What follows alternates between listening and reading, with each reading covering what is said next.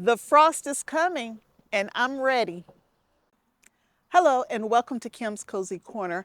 I am back. I'm ready to do some work out here, but it's not the work that you're thinking of. We're getting ready to have a frost.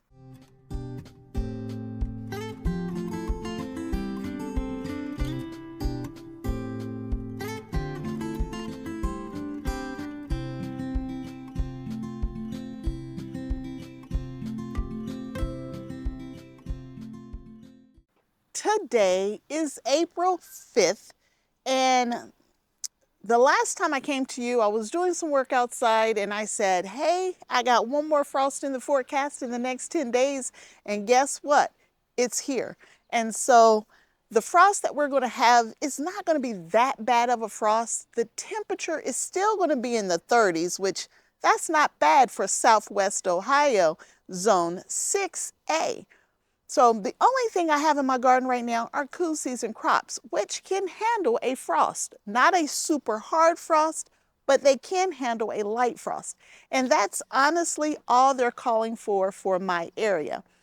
But I'm not going to take any chances. This is the only frost I see in the next 10 days, and then our lows are in the 50s, so I'm super excited. And I don't want to take any chances on losing anything else since I've already lost quite a few of my starts this year. So I figured I would take a few minutes and talk to you about how I'm going to protect my plants overnight just to get through this one day of a possible frost. Now, they've been calling for frost and other things, and we always seem to miss it. So based on my particular area and where I sit in Southwest Ohio, we should be okay, but I'm not taking any chances. So all of my young seedlings that you see right here, I'm not going to spend a lot of time protecting them. I'm just going to take them into the garage tonight, and that way they'll stay in the garage. I'll bring them back out in the morning, and they can still enjoy the sunlight and everything that's making them survive right now because they were on their last legs. So we'll get those in the garage. Now, we were supposed to get about 3 inches of rain one day alone, and a total of about 4 inches of rain over this past week, and some pretty serious thunderstorms along the way. So we're under a flood alert. There's flood alerts just north of me, but where I live, there's nothing flooding, so we are safe. There are no issues here, but because of all of that rain that came down just north of here, all of those rivers are headed this way, and the rivers are rising in my area. We're not in any danger or anything like that. No homes are being flooded as far as I know, but the ground is soaked. And so when all that rain was coming in, I moved all of my transplants over here to give them just a little more protection from any wind or excessive rain hitting them too fast for them to handle. And they did perfectly fine here. And this is where I always put them. If there's a lot of wind or rain or anything coming, my transplants sit right here. So let me get them moved. Now it looks like the squirrels done dug out some of my onion, and I see what else but a peanut in there. The squirrels and I are at war. We've been at war for many years, and you'll hear about them all season long. Let me get these inside. These are all of my plants that were on their last leg. I thought they were going to all die, but you can see they're absolutely beautiful. It's only 43 degrees today, and they still look amazing. They're happy and they're healthy.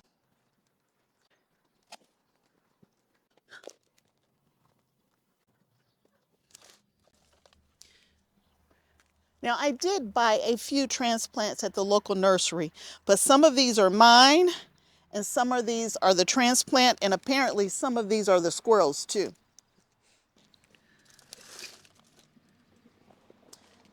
These were my onions that were on their last leg, and they look good. We will get these onion that are doing really well. They bounced back from the week that I was away. We will get some of these in the ground this coming weekend. Now that we got all of our plants indoors and protected, at least the transplants that are still waiting to go into the garden, let's talk about how we're going to protect the plants that are already in the garden.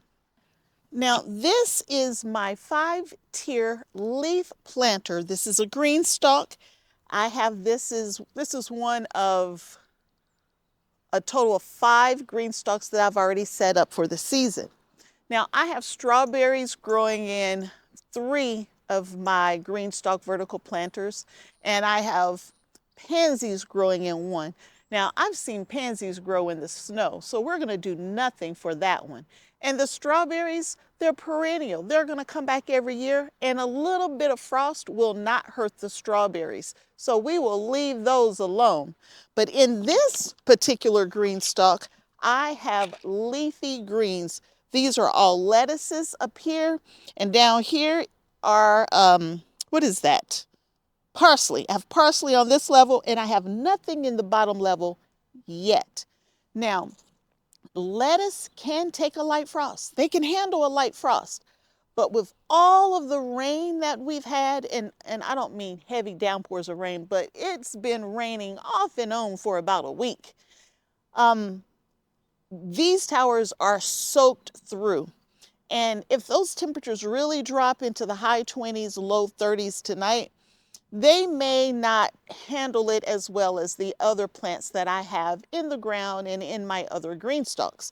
So we will go ahead and put a frost cover on this one. And this is more so just so you'll know about some of the other GreenStalk products.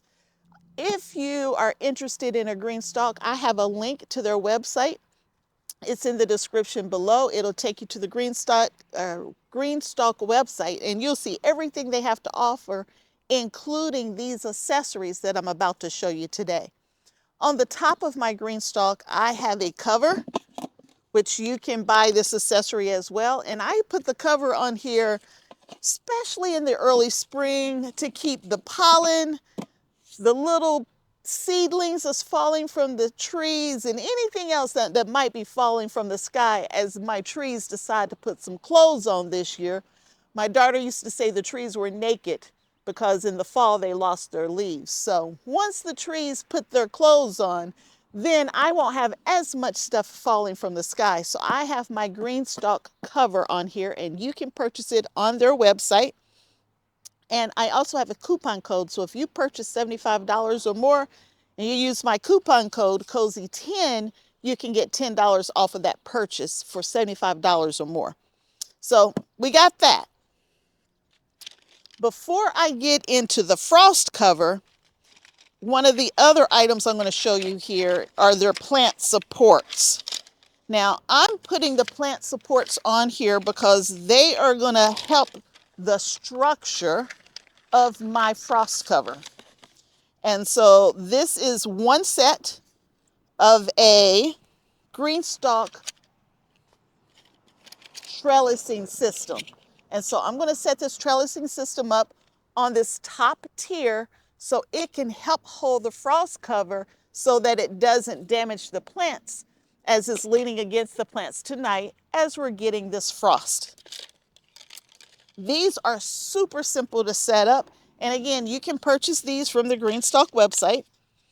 Now, this is the first time I set it up this year. I'm saying they're simple. Give me a minute. Let me get used to it again. All right, I remember. So the first thing you do, or the first thing I do anyway, I like to put the 6 pieces on here. Now, where's the instructions? There are instructions. So when you buy your trellising system, it does come with instructions.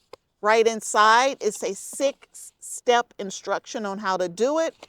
Now, and I use these trellising systems for my tomato plants, my pepper plants, my beans, so my green beans, wax beans, those kind of things. And I'm going to use them for my frost cover. So that's what we're going to do next. I also use this trellising system. I use it for squash and cucumbers and melons even. I've put melons using this trellising system before. So it's a really nice trellising system, and it can manage lots of different types of vegetables. So these pieces go in between the pockets. and they sit right on the edge of the pocket. And there are 6 of those. So we'll get these in.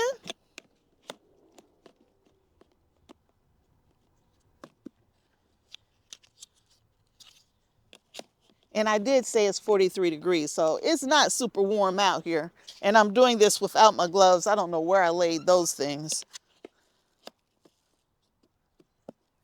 All right. So now that I got these 6 pieces on, we will add the actual trellising system. Now, these don't need to be trellised. This is lettuce. It doesn't need a trellising system, but it will hold that frost cover way out here so that the plants don't get damaged. So these 2 pieces here, there's a little slot here in that piece, and there's a little place to go in the slot. I like to put that in first. Put that slot in, click it in place, and then there's a little knob for me to connect this, and that one's done. And we need to add these all the way around. I have an ultimate spinner base on this particular one, which also makes this super easy because I can just spin this around versus having to walk around it. The ultimate spinner is just one of 2 different types of bases you can buy for your GreenStalk, but you don't have to buy a base at all. It's if you want to be able to move your planter around so you can get the wheel kit to go with it, or just buying the base so you can spin it around so you can make sure that all sides get equal sunlight.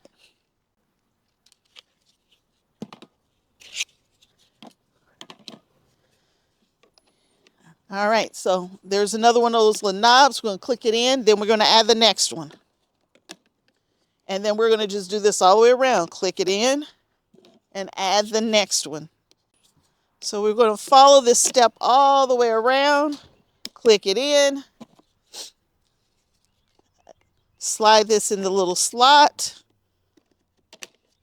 And then you get to the last one. I'm going to do the same thing. Put it in this little slot. Lift it and slide it in as well. And then you just make sure that it's still in place, because I let that one pop up too high. So I got to put it back down. All right, I am all the way back around. It looks like we're in place. Isn't that pretty? It looks like a flower to me. The way that it just kind of lays around there. It looks like a flower.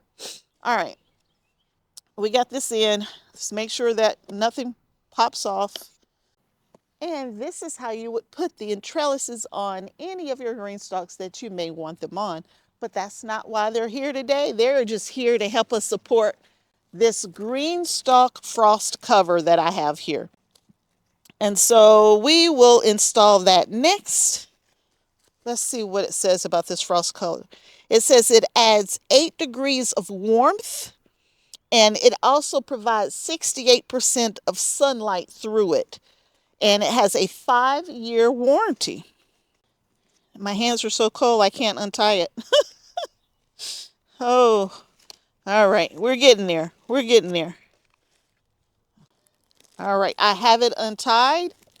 And these will manage a 7-tier leaf planter or a 5-tier original planter as well. But I only have 5 leaf tiers on this one, so it'll be plenty big enough for what we're trying to do. And you can see it is super wide, so it's going to handle and go around any kind of vegetables that you might be growing, or flowers, or whatever it is you're growing. So I am going to kind of spin this around as I slide this over. And there it is. I'm on. And it has a heavy duty zipper right here, which is a really nice, I mean, this is put together nicely. I think it is anyway. And I'm going to zip it up.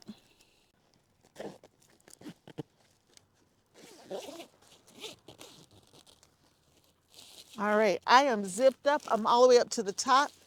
This trellis system is keeping this bag from rubbing up against the top of the planter.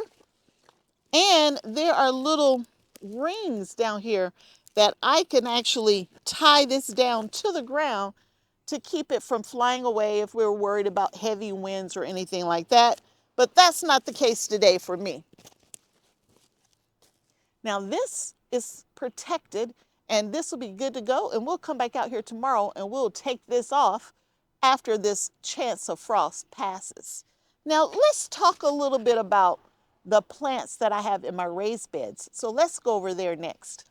So I am over at my raised beds, and just so you know, I am standing almost in a puddle of water. I am in a gushy mess here, and I just happen to have on my HISEA boots. HISEA is, oh my goodness, these boots are amazing. They sent them to me. The inside cushion is so soft in them, and my feet never get wet in these boots, and I love them. I will put a link to the HISEA boots as well in the description below, just in case you happen to be in a soggy mess where you live as well, and you're interested in the HISEA all-weather boots. And so I call them my garden boots. I mostly need them in the spring. In the summer it's too dry, but in the spring I really need these boots to keep my feet dry. So I'm at my raised beds, and I have brassicas in here. These brassicas can handle the frost that's coming tonight. I'm not worried about my brassicas at all, at all. I have cauliflower in here as well as broccoli. And honestly, these plants and the heads will be much sweeter after a frost hit them. I don't have any heads on mine yet, but if I did, they would taste much better afterwards. Now these plants have no issues tonight, but I want to share with you a different type of frost cover that you could use if you had some precious vegetables or flowers that you needed to protect. Now this is a frost cover that I purchased. I don't even remember the name of it. I purchased it a while ago. I will find it and I will put the link below. I know I purchased it on Amazon. Here's a picture of it. And it comes as a single unit. I already have the little arches built into this cover, and you just simply stick it in the ground and you're good to go. You don't have to worry about a lot of placing. So let me get this one put in place. This is about 2 feet wide, so it will cover about 2 rows.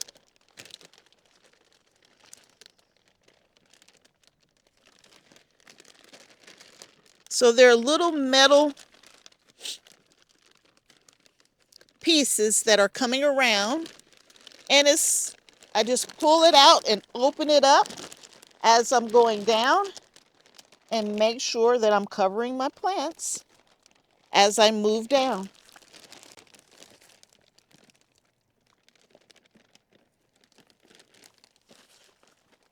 And I believe this is like 10 feet. I don't need 10 feet. This bed is only 8 feet long, so we are only going 8 feet. And then I can just close it all up on the end here. Make sure that I'm in the ground. All of the plants are inside and are being protected. And on the end here, gotta be careful, I don't want to rip my plant out.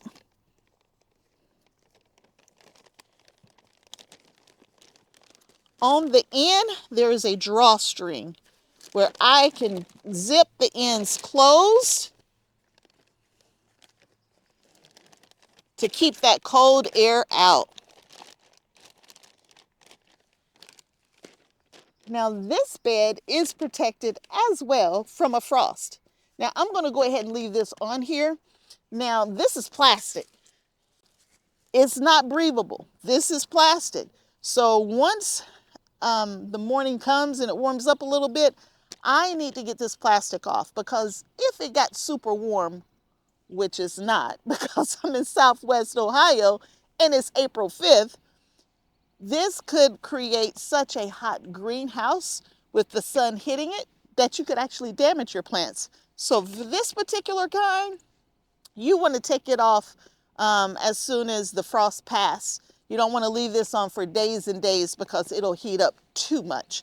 There is a few openings at the bottom next to the ground where it's going to get a little air to breathe, but I would not leave the solid plastic frost cover in place more than overnight or a couple of days at most if it's going to stay cold and cloudy. Now I have one more to show you. In this bed here, I have one row of broccoli. Some of it's mine and it doesn't look so hot.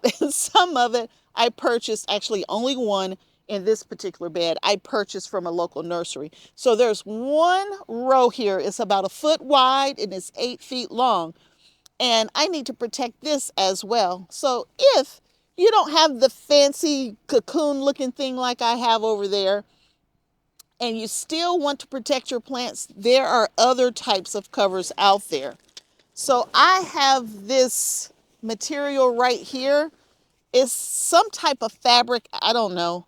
Here's a picture of it where I purchased it from Amazon.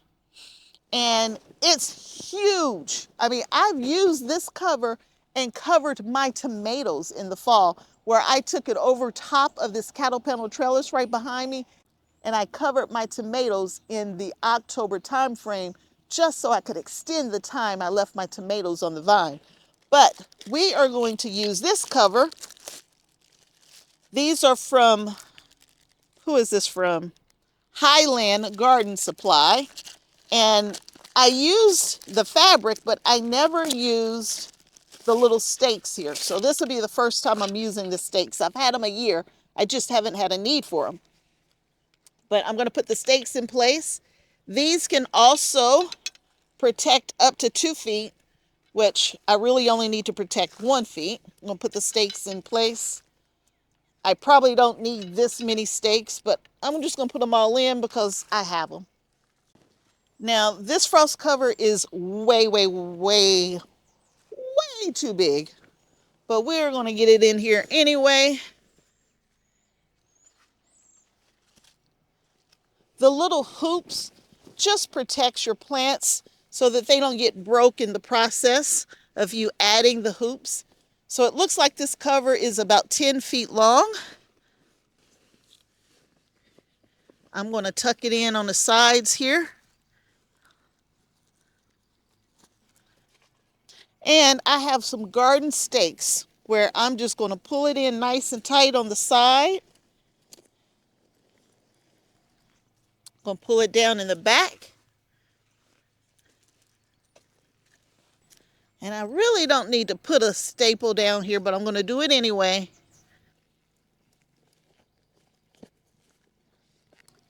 I'm going to put one right here in the front. I probably could put two, but it really doesn't need it. So I'm going to put a staple in the front. And this bed's protected as well. So these are just simple ways to protect your plants so you can start earlier in the season. And if you want to be risky like me and you know a frost coming, this is a way to protect your plants to keep them from getting too cold if that frost hits. Now for the next 10 days, it says outside of tonight that I should be fine and I shouldn't have a frost, but I'm always going to be prepared and I'm always going to be watching because we have gotten 4 inches of snow on April 20th or 21st, 2 or 3 years ago, so I don't put anything past it. Now for me, my last frost date is the end of April. April 25th is what they say. And a lot of my neighbors will say, we're not putting anything in the ground until Mother's Day. Well, I'm not waiting to Mother's Day. I plan to be harvesting vegetables by Mother's Day. But I have to stay on my toes and keep up with the weather to make sure I don't lose anything that I'm starting super early. Now, I did mention I am not protecting my strawberries at all. This GreenStalk here is full of strawberries, as well as this GreenStalk right there. And we are not protecting those because there's no need to protect those. Strawberries can handle the frost that's coming tonight. Now, if I had strawberries, the fruit itself, on these strawberry vines right here, I probably would have to protect them a little bit more because the fruit could damage with a frost. But the plants themselves, these plants right here, they can handle the frost that's coming. And I did not fool myself with these pansies. I intentionally chose the pansies because I knew they could handle some snow and some frost this time of year. The frost covers are in, and I hope you enjoyed this video on how I like to protect my plants from the severe weather of frost and any other thing that might be coming along. And if you enjoyed the video, give me a thumbs up. Subscribe to the channel, turn on notifications, come back and spend some time with me. So until next time, and I hope there will be a next time that you come back with me, Kim, to Kim's Cozy Corner. Bye.